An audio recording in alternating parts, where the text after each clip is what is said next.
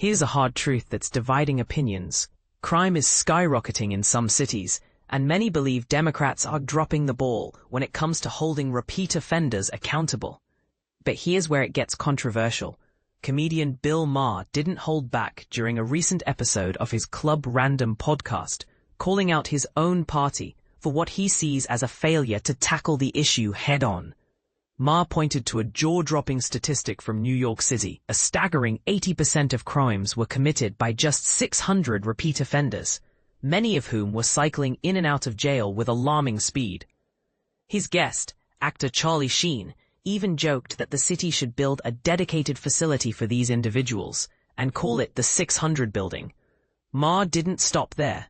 He argued that Democrats' reluctance to take tougher action on crime is costing them elections, especially in urban areas they traditionally control. It's not rocket science, he said, but a certain part of their constituency wouldn't like it. And this is the part most people miss. Maher, a longtime Democratic supporter, isn't just criticizing from the outside. He's been increasingly vocal about what he sees as the party's missteps, particularly from its far left wing.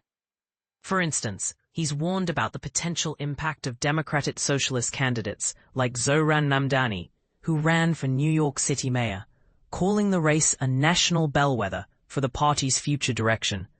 But here's the real question. Is Maher right, or is he oversimplifying a complex issue? While he insists that cracking down on career criminals should be a no-brainer, crime shouldn't be a career, he quipped. Others argue that systemic issues like poverty, lack of opportunity, and racial inequality play a bigger role than he acknowledges. Sheen agreed with Maher, adding that crime shouldn't be allowed to become a career. But the debate doesn't end there.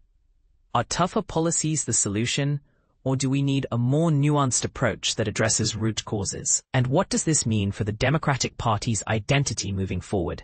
Maher's critiques aren't limited to crime.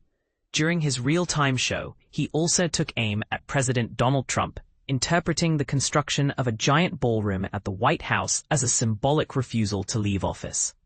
Who builds a ballroom if they're planning to leave? He asked, sparking yet another round of debate. So what do you think?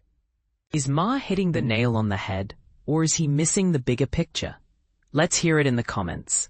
This is one conversation that's far from over.